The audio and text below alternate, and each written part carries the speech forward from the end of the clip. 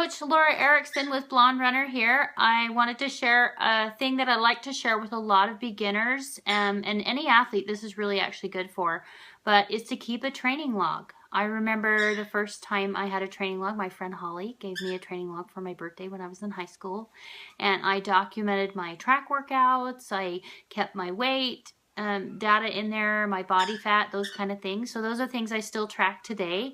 I've kept a training log ever since. So I have years of training logs, and it's actually been really great to look back through. I've repeated some of those workouts that I did in high school just to see kind of where I was at, and it's been actually really fun to do those. Some of the things that this is what the training log, my logs are really simple. There's a lot of online logs that you can use too, but this log particularly just basically has a section for date.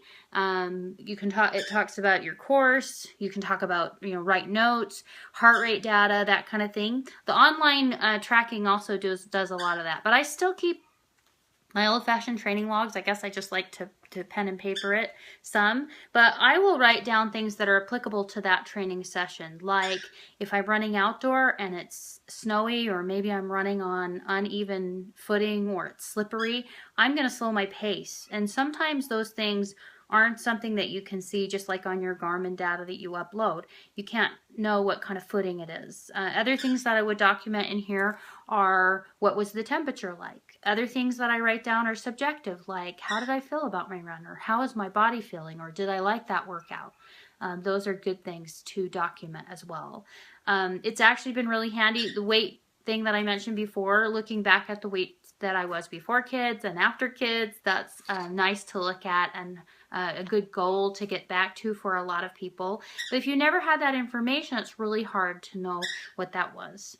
Other things that I keep in all of my training logs are records that I have for every route that I do.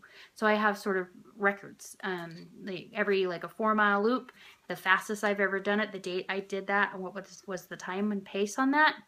And that's actually been a really good goal for me. Before I had children, I have 4 children. I wanted to make sure that I could get back to the times that I ran before I had kids. And the only way to do that was to track the times. And so that goal was something I have accomplished. I have run those routes. I live in the same house that before kids as I do now. And so I'm able to run those routes in faster times than I did even before kids. And so that's a real confidence builder. But if I didn't have that tracked, I wouldn't know that. So again, just mark down your loops and what your times are on them, and that's really helpful. But hopefully this was helpful for you.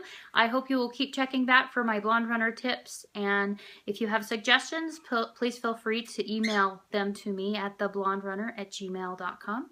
Until next time, live well.